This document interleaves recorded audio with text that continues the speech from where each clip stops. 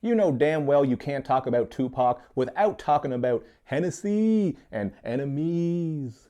What's up, everyone? It's Luke James, not the singer. If you're looking to get your music reviewed, you can hit up Luke at redmattersite.com. But right now, you are tuned in to an episode of The Archives where we take a look at classic albums and albums from the past. Today, we're going to be talking about Tupac's album Me Against the World, which was dropped in 1995, and this is definitely an album that I consider to be a classic because it helped foster my love for hip-hop back when I was around 10 or 11. So this album and All Eyes on Me are easily my favorite Tupac projects, although he does have some other good ones out there as well. But jumping right into this one right here, we got to begin with the intro where we get some news clips that really set things up and let you know what was going on with Pac at the time. Because he had recently just survived a shooting and then checked himself out of the hospital, and he also had some charges dropped against him because apparently there was an issue where he was supposedly shooting at the police. I believe it happened in Atlanta. You can read up more about that shit on Wikipedia. But this album really goes into all these details about different things he was dealing with, including his battles with enemies, his paranoia, and specifically some of his legal battles and inner demons, including thoughts of death, because that's something that comes up throughout this whole project, specifically on the song So Many Tears, where we're getting these morbid bars about his suicidal thoughts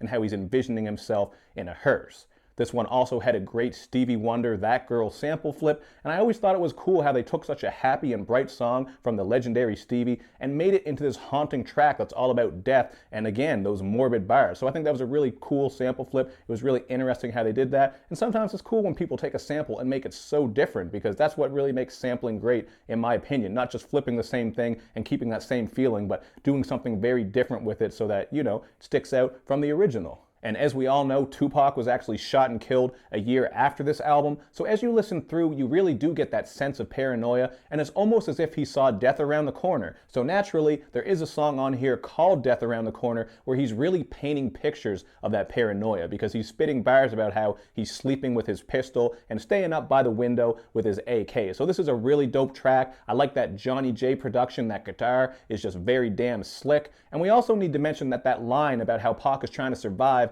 in the city where the skinny niggas die, that line is just iconic because so many rappers have flipped that and reworked it, and that is just one reason why Tupac will always be someone who's on my top 10 list and considered one of the greatest of all time, because frankly, he has impacted the game heavily. He's influenced and inspired pretty much every rapper out there, including your favorites. But another thing that I really like about him is his versatility, because on every album, he has a nice blend of thug shit and also some political, social commentary type of tracks. For example, on this one, you get Heavy in the Game, which is just your typical G-Funk, West Coast gangsta ass, get your money up banger. But as for the political, social commentary he can bring, you get the song Youngniggas, which actually samples a Cameo song, has a nice bubbly bass line, and has Pac spitting to the youth about how, you know what, you can get out of the streets. You don't gotta be a drug dealer. You can actually be an accountant or do something else. So that one had a positive message to it. But the song that had probably the strongest political content on it is the title track Me Against the World, featuring Dramacidal, who would later become known as the Outlaws,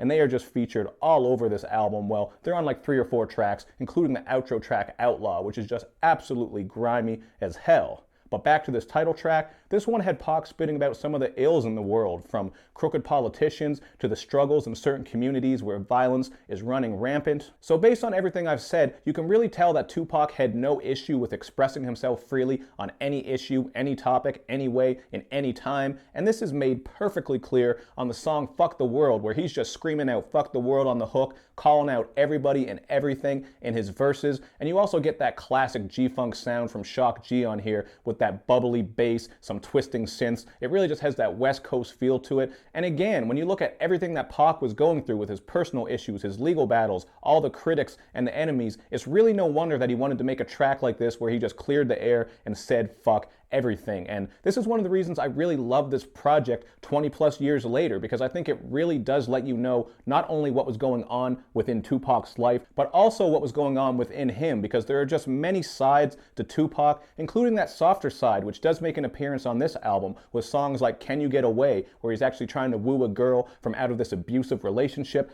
and of course, that classic ice-cold boom-bap banger called Temptations, where he was really just going in with some nice flows and dropping game on the ladies. So these tracks show his softer side, but of course, the track that really shows his softer side is Dear Mama, which was actually one of the singles, and this is just your quintessential hip-hop track that shows love to mothers, because on this one, Pac really goes into detail about the struggles that he had coming up, and he also was showing love to his mother for just being strong and giving him focus and just giving him everything that he needed to still be a man despite his father not being around. It's just very heartfelt and emotional, very dope track with some 70s guitar on there, some soft strings to really act as a nice and soft backdrop for this emotional song. And this is one of the songs I think that many people think of when they think of Tupac, although many of the songs on this album are quintessential Tupac tracks in my opinion. And I really think this album is a classic. There's not a song on here that I hate. I can listen to it from start to finish, and I think he really covered his bases on this one, because he even hits you with this old school track called Old School, where we get a nice boom bap sample based production, and he really is just showing love to all the hip hop pioneers who helped pave the way. So this is a dope album to me, man. I think it's a classic. I know some people think Tupac has 0 classics, which is just weird to me when you think about the impact and influence he has with some of these albums, but hey man, opinions are opinions. We did have this discussion on Facebook, but feel free to sign off below in the comment section about how many classics you think Tupac has. Does he have 0, 1, 2, 3? How many? For me personally, I'd say 2, this one and All Eyes on Me. Although 7 Day Theory might be close, it's in the mix, I would really need to revisit it